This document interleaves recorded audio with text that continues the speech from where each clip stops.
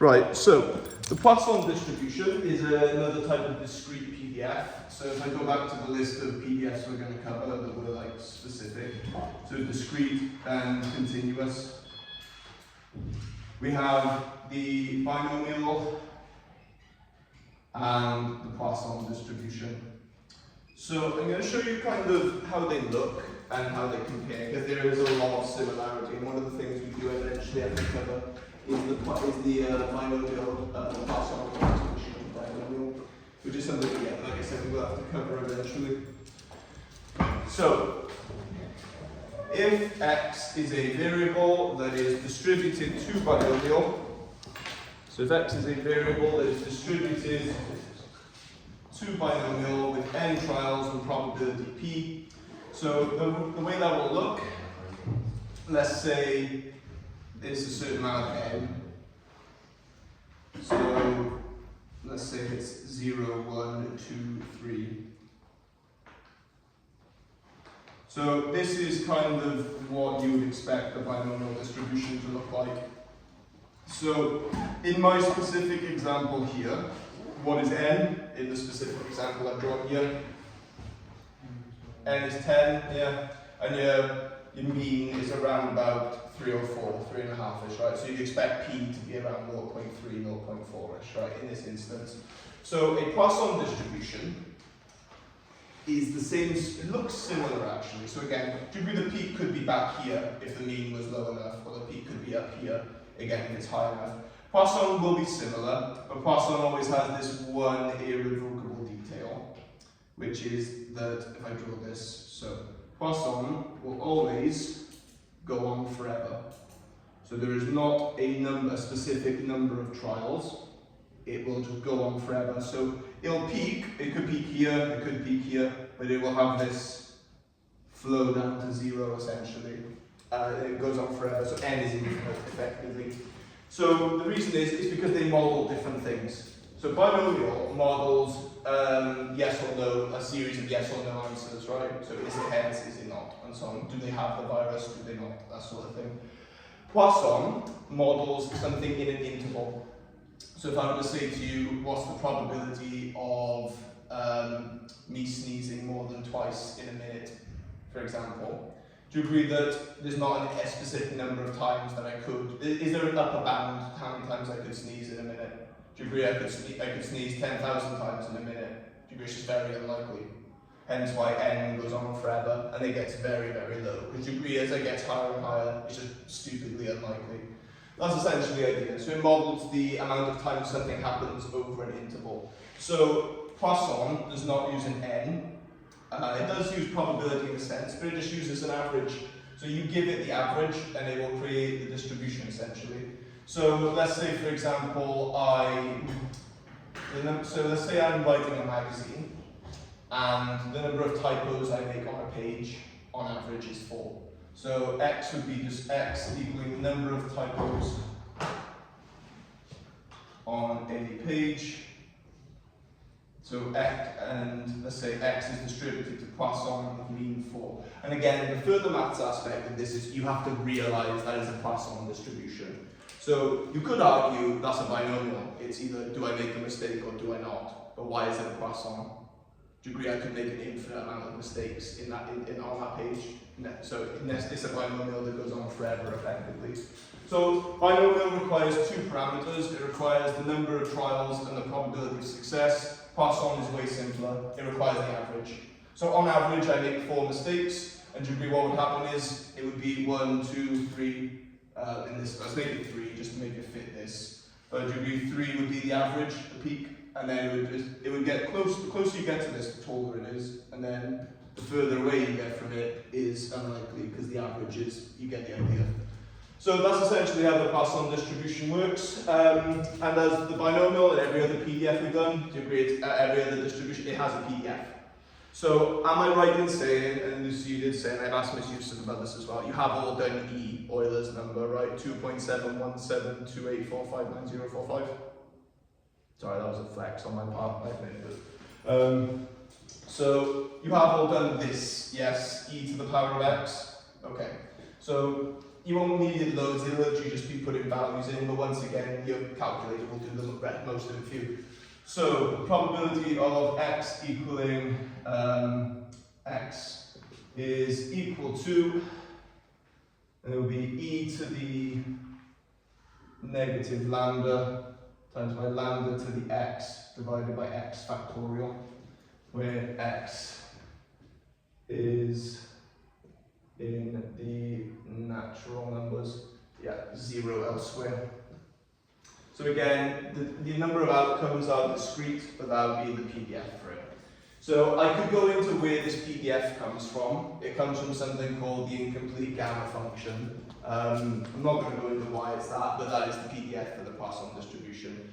But essentially, the way these distributions come about is if I wanted Desmos, so if I want to Desmos, essentially what you do to create a distribution is you create a graph and you think, okay, what in real life does this graph model? So that right there is called the normal distribution, and that is the most powerful distribution there is. How does that distribution match a lot of things in real life, do you reckon? I can name like 20 examples. So if I were to draw a graph of skill at basketball against a number of people, if you were to test 100 people on how good they are at basketball, where would most people be? In the middle. The average is in the middle, right? And why are the tails so small? Because there's a small group of people who are really bad at basketball, and there's a tiny group of people who are really good at basketball. And that applies to anything. So let's do another one. Let's say I've got a laser. I've got a laser that's shooting at something, right? Where is the laser the strongest? At the center of the beam. Do you go on the edges of the beam, it's weaker? There you go. On the edges of the beam, it's weaker. In the center, the intensity is higher. Let's do another one. I push down on this desk with my thumb. Is the pressure spread out evenly? No, I'm applying the most pressure at the center. Yeah, that's how distributions are created. And so this one, the Poisson distribution.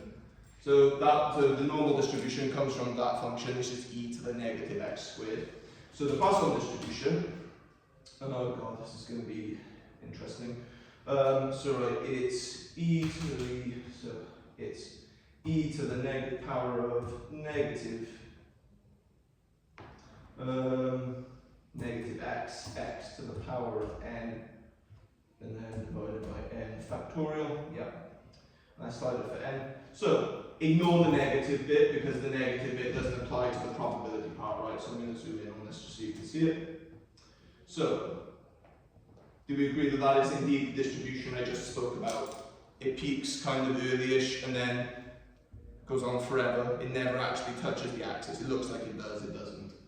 Essentially, that's how it works. And no matter what n is, does the same as I change n, it just pushes the peak further down. That's all it does. So that's how you create a distribution effectively. You find a function that looks like it models something in real life. So what they did here was they solved this function, f of x, e to the negative lambda to the x. So what they do, they create this, and do you agree that the problem would be that it wouldn't equal 0? So what did they do? They use a normalizing constant k, they make it equal that, and do you know what k ends up being?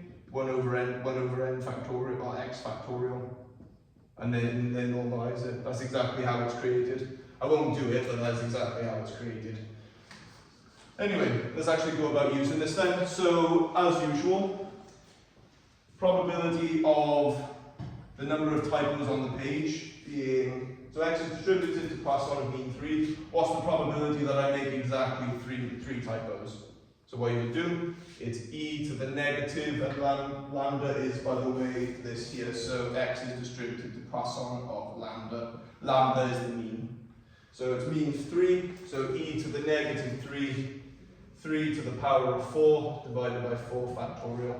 And the factorial button on your calculators, so on my one, so on this one, it is shift and then x to the minus 1, and on this calculator,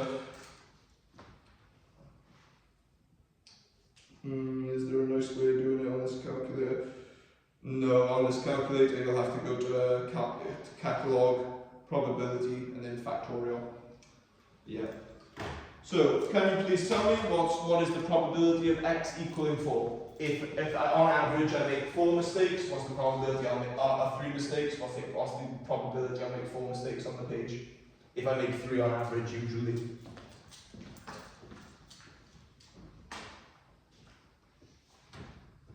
So this is more or less the same thing as binomial. Now I'm going to do some with some inequalities and they're going to be the exact same sort of thing, really. And as usual, your calculator can do this for you. So there will be a Poisson PD and a Poisson CD.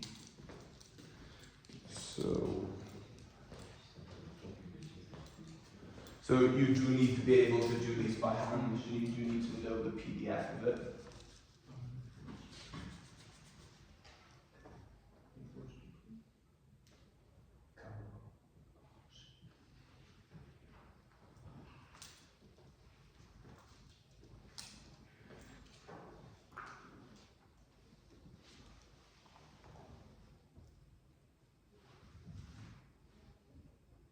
Okay, so if I just type this into my calculator,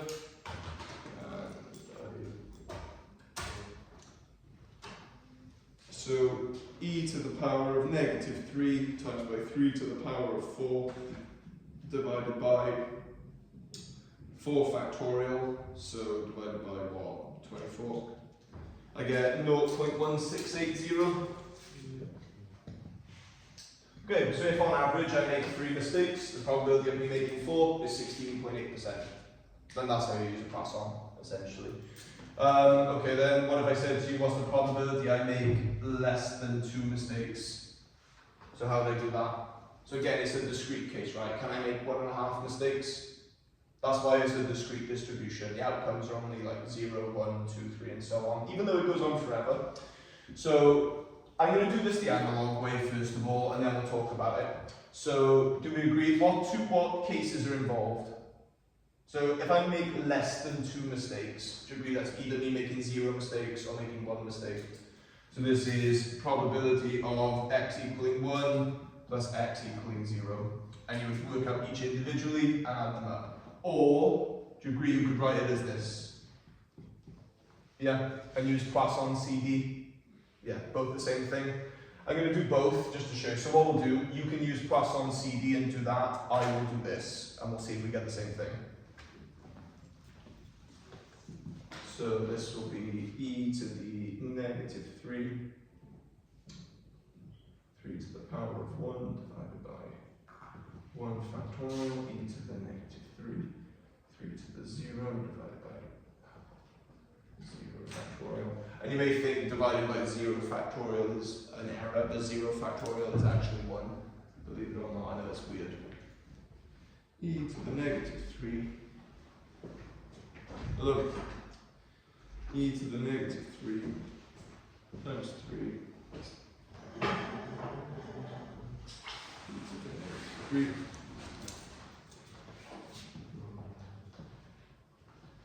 So there may be a slight rounding-ish error, but we should more or less have the same thing. So the bit you missed I hadn't recorded, so you would be able to catch up on it, but you'll get it easy enough. So I get 0.199. Do we get similar using Poisson CD? Okay, so using Poisson CD on the calculator, so going to distribution mode.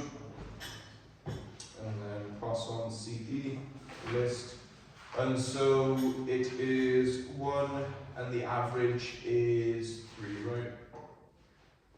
Okay, and then 0.199, yeah, 1. You actually get a slightly more accurate answer than I do there. But yeah, is that okay? That's how you use the Poisson distribution. So the hard part is seeing what it models more than anything. Okay. Right then, so that is the sort of thing you would get on normal maths. On further, they expect you to be a little more articulate. So I'll show you what I mean. So essentially, the parameter that Poisson uses is the mean. It's the expected value, essentially. So if I were to say then that, So, on average, I make 5 typos per page.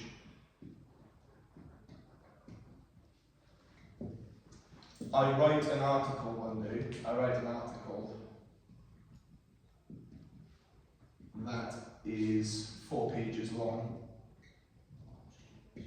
So, this is this would be where further maths comes in. So they wouldn't ask you this on normal maths. So on normal maths, they say on average I make 5 typos per page. What's the average? I make more than 6 or something like that. But this one, what's the probability that you make? What is the probability that you make? I don't know, greater than 18 mistakes in the article. So in the entire article. So how would we attack that then? Sorry?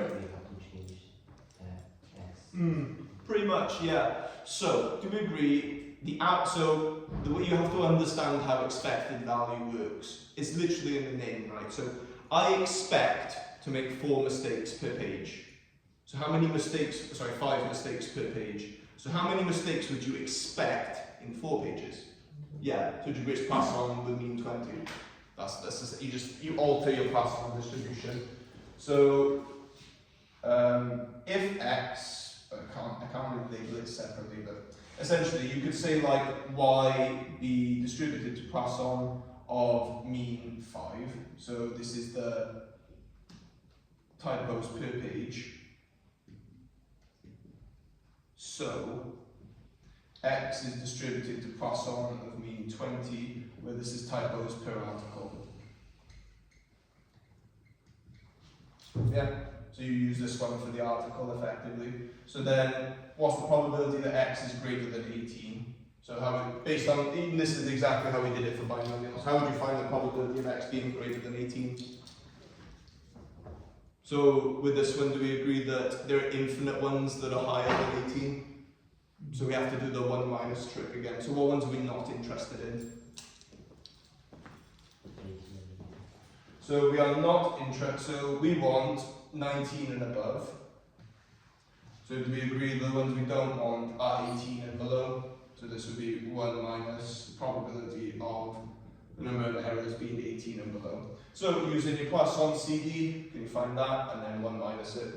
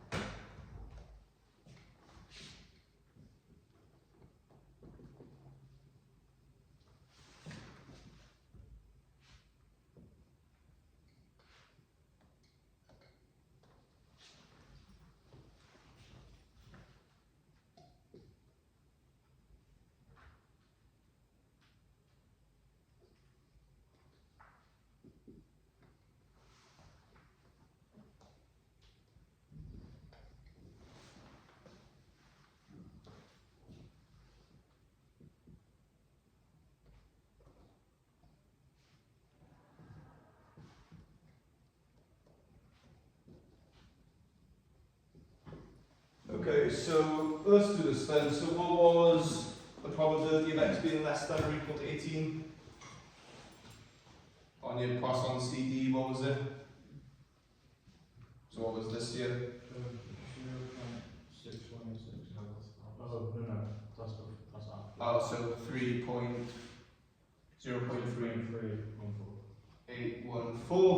So the probability of me making more than 18 mistakes is 0.6186. Yeah. Good, nice. And let's look at it for a second and just see if that makes sense, right? So more than 18, and you really we were expecting 20. So the most likely outcome is it is grouped into that. So it makes sense. Right, this is the sort of thing you will get on further. This is exactly the sort of thing you will get. You will not get this on the normal one. So, in half a game, Messi will score 2.2 goals on average. In 1/3 of a game, Ronaldo will score 1.9 on average. So, what's the probability that between them, they score more than 10 goals combined in a single match? That is the sort of thing you will get. So, let's talk about it. So, let's just create a Poisson distribution for it. So, how many goals would you expect Messi to score in a full game? 4.4. Yeah, 4.4, I agree. Yeah, just half a game. You'd expect him to score 4.4, I agree, in a full game. And how much would you expect Ronaldo to score in a full game? 5.7, yeah. So do you agree that you would expect the total to be those two together, essentially?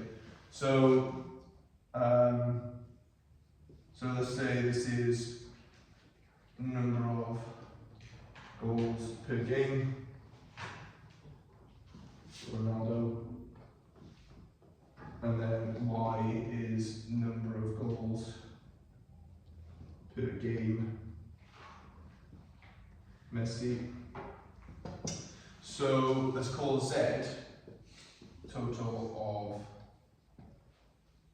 X and Y. So do we agree that Z would be distributed to a let's do X is distributed to a Poisson distribution. So do we agree the number of goals that Ronaldo could score in a game is we're expecting 4.4. So that would be a 4.4. The number of goals we would expect, I've reversed them here, haven't I? Yeah, 5.7, sorry. And then the number of goals I would expect Ronaldo to score, I would expect Messi to score in a game is 4.4. So do we agree that the total, when I was expecting, would be a Poisson distribution with 10.1? So I would expect an average of 10.1 goals per game. And then the Poisson, you build the Poisson distribution for the question that it asks you, and then you use it. So probability that the number of goals per game is greater than 10. So probability that Z is greater than 10, 1 minus the probability that Z is less than or equal to 10. Because greater than 10 does not include 10. So Poisson distribution, so 10 and a mean of 10.1. So I get 0.5705. Yeah. And so you would expect, is it likely that they're going to? Yeah, pretty much. So 0.4295. So there's a 42.9% chance that, they do score more than 10 goals between them, but it is a bit more on the unlikely side because it's above the average. But no, that's pretty much the idea. So, should we have a go at a Poisson question? Like a real one? I won't give you it from the further, I could do actually. Yeah, go on.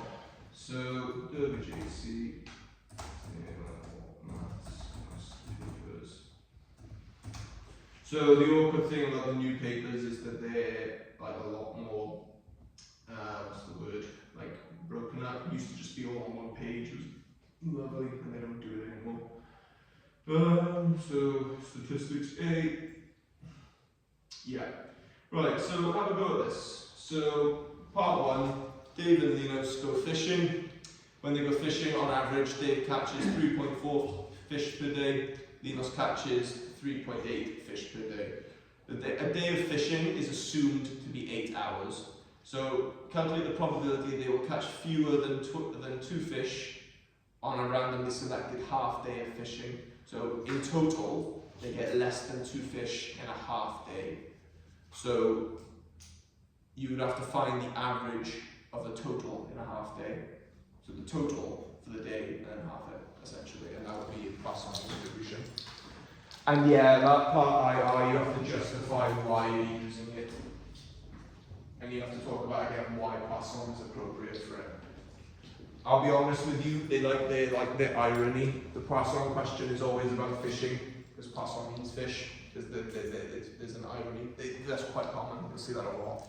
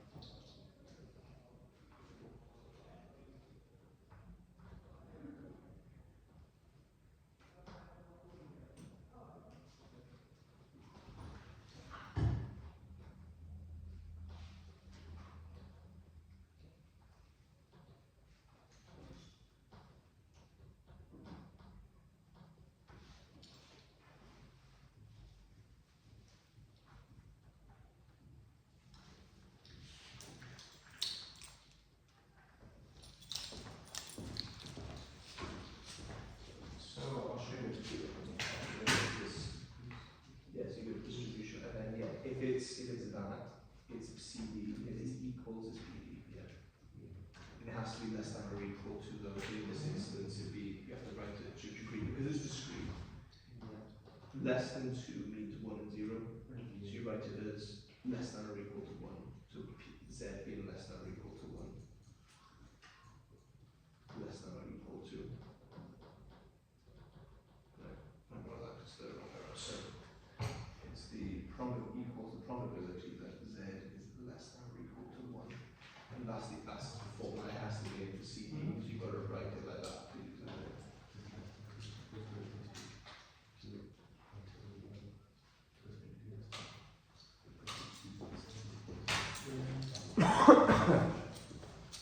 Oh, right then. So, let's talk about it. So they go fishing. When they go fishing, we expect Dave to get 4.3 per day. We expect Leos to get 3.8 per day. So, how much would we expect each of them to get in a half day? You really half each, and then add them together, or you could add the total and then half it. Either one. Right. So I will write this out formally just to show you like what an ideal answer would look like. Obviously, there are some, you're all smart people. There are some steps you can skip, like relatively speaking. So x equals Dave fish, and y equaling Lenos's fish. So x is distributed to Poisson with mean 4.3.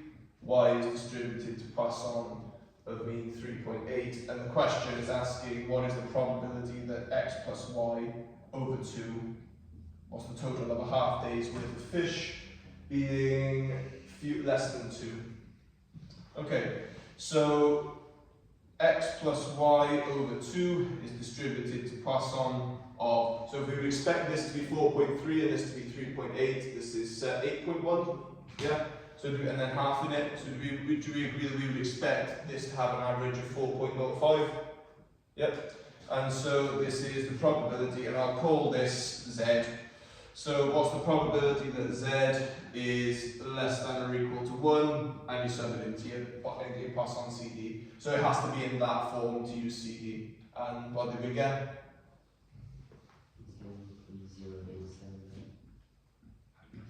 0.0879. Yep.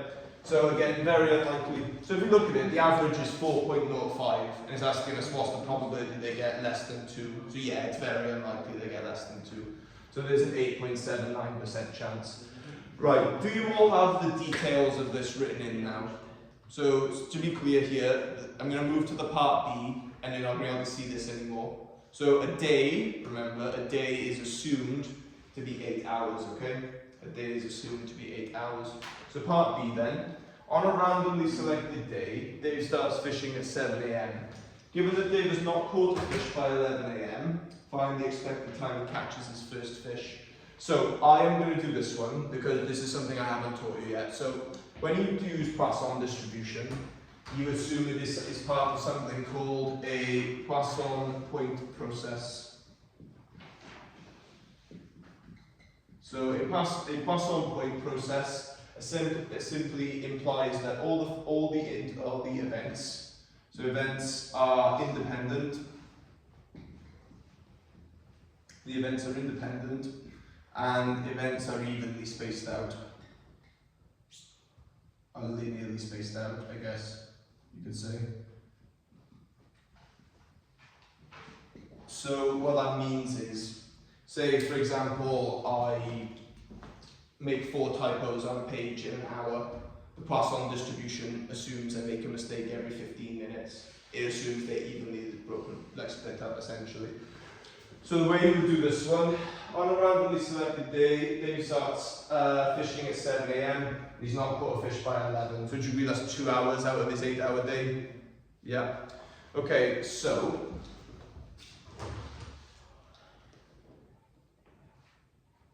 at what rate does Dave catch fish? So do we agree that the average is that Dave catches 4.3 fish in 8 hours? Do we agree? Yeah. How long will it take him to catch 1 fish? Do you agree you divide both sides by 4.3? So 8 over 4.3. So we should catch 1 fish every 8 over 4.3 hours. So 8 over 4.3. So we should catch a fish every 1.86 hours. A fish in 1.86 hours. And now you've just got to convert that to time and add it on to 11. So you assume he's caught, if he's caught none by now, you would assume he's, oh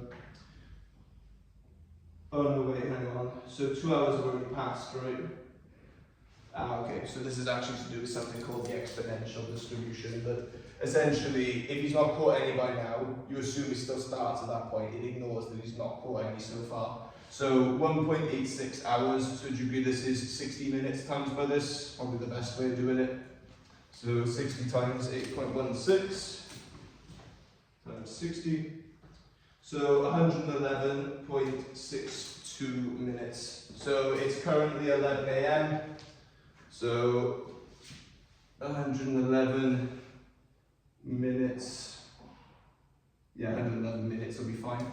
So it'll be 111, in 111 minutes he will catch a fish. So you add 11, from 11 AM, you add 111 on. So what's that, 6? So 12:51?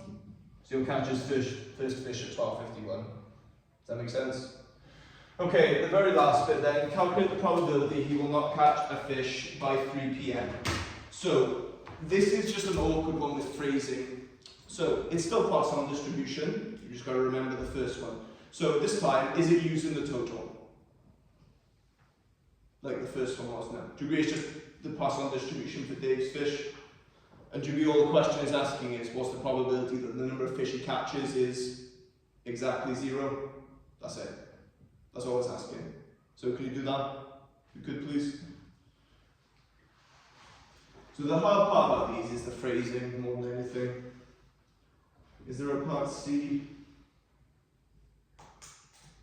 Yes, there is a part C.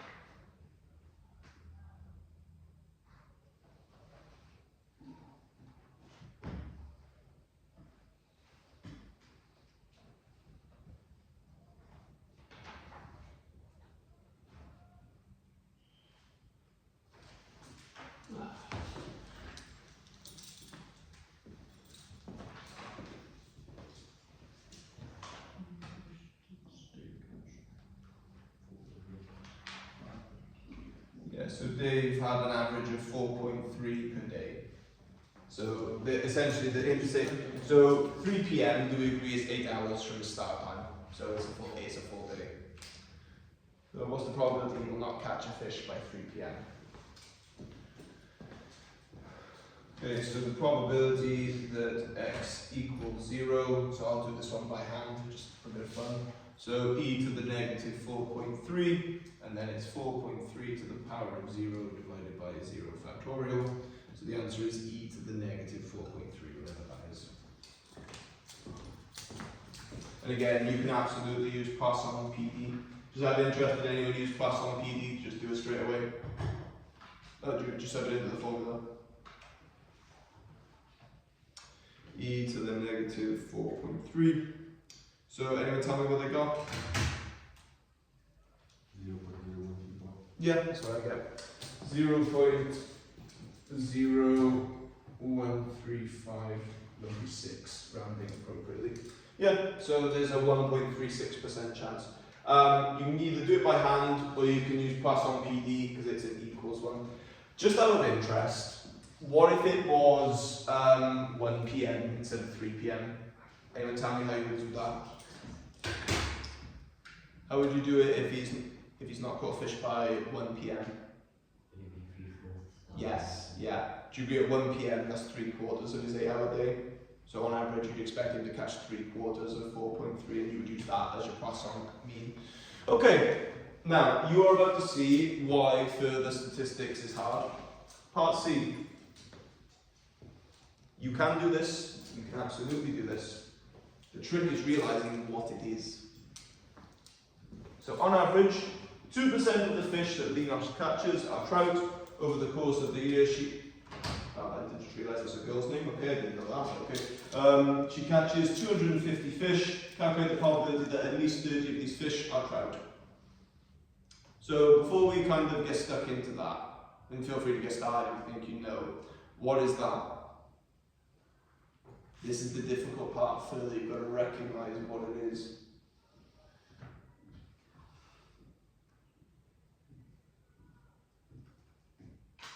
What do we think?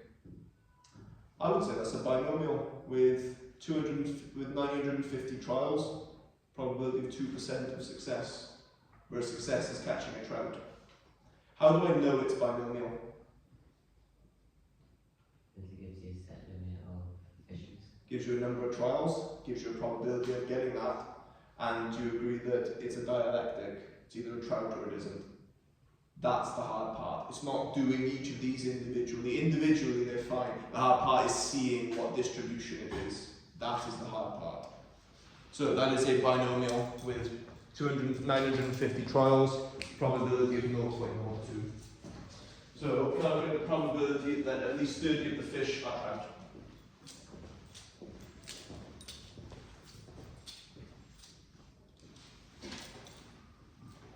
Again, using binomial CD. Is there a part B? Oh, sorry.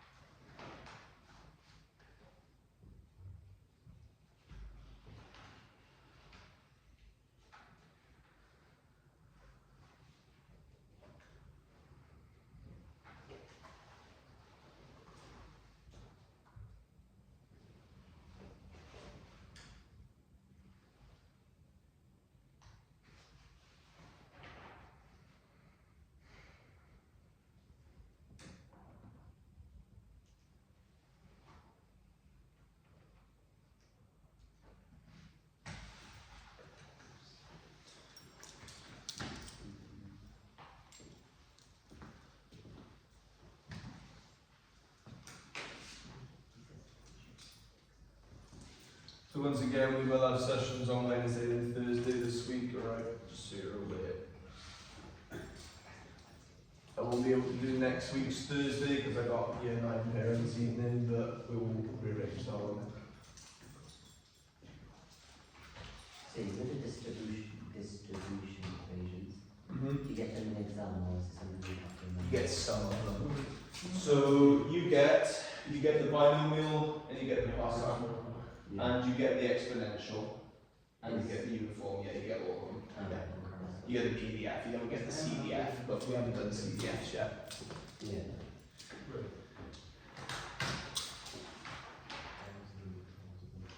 So it's like right at the back of the formula booklet. Right then, so let x equal number of trout. So x is distributed to binomial of 950 trials, probability of success being 0.02. And the question asks, what's the probability that x is, so at least 30 are trout. So x is greater than or equal to 30. Is it at least? At least 30. At least 30 means, yeah, 30 or greater, right? Yeah. Okay, so we are interested in 30, 31, 32, and so on. So we agree we are not interested in 29, 28, and so on. So it would be 1 minus the probability of x being less than or equal to 29. So using binomial CD. So if you can get like the basics down, the statistics one is actually like nice marks. But unfortunately, it's usually people's worst, usually. So 29 and 950, 0.02, 0.988, 0.9889, or 1 minus it rather, so this is equal to 0.0111. Yeah, is that right? Have I done that correctly? Have I done my 1 minus correctly there, or maybe it's stupid?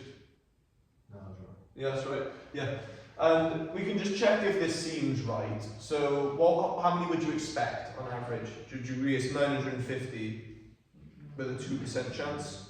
So you would expect 19 of them. You would expect 19 of them to be trout. The fact of them being 30 or greater, yeah, very, very unlikely. So it makes sense. Right then. So I want to go back to this. And I have obviously, I don't know if I mentioned this, but I can actually track who's actually been on this or not. So I had this tool up here that tells me like who's been on it and when. It's not like, it's just more to see like if you're actually doing some of the work. So on the statistics tab, we have the stuff for discrete PDFs, so these are the actual exam questions. And again, if we look at where we are, so we're on this discrete PDFs unit.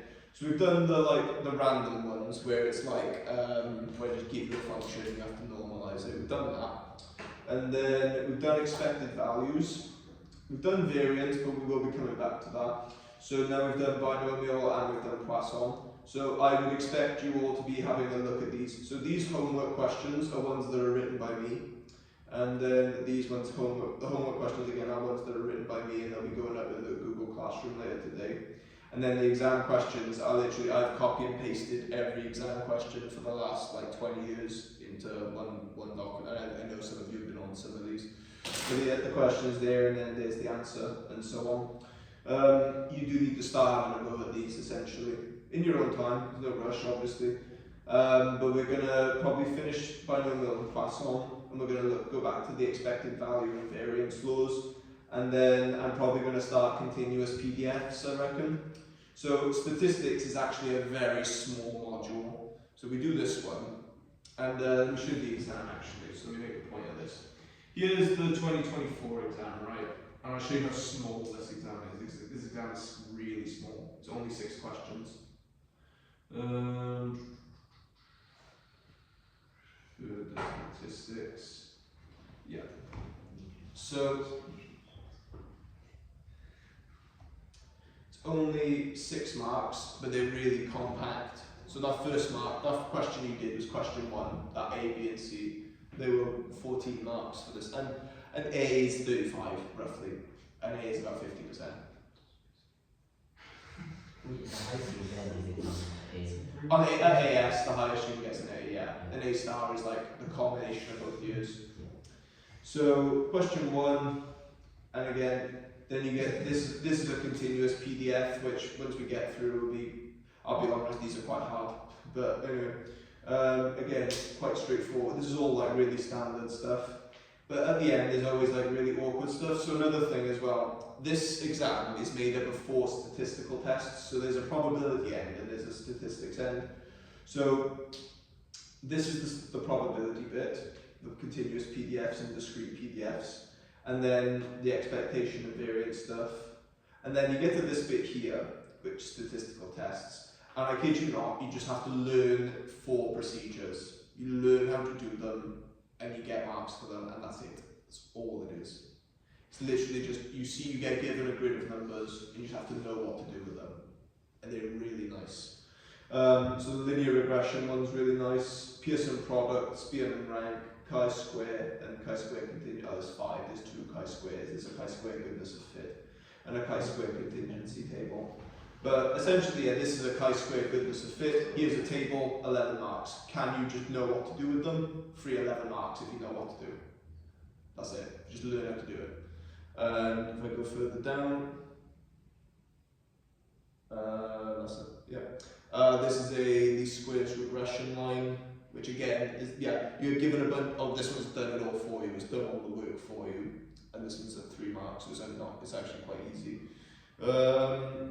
Yeah, another least squares regression line. This looks to be a chi-square contingency table. So here's a table, here's another table, here's a bunch of tables. That's just an arbitrary find the value bit. And then 6 marks, perform the test with the table. And I promise you, it's a lot of tables. It's really just, it is easy. It's really easy. You have to know what to do. That's it. And then this is that's probably the hardest question on there, to be honest. And that's it. Honestly, it's really quite a straightforward paper if you just learn.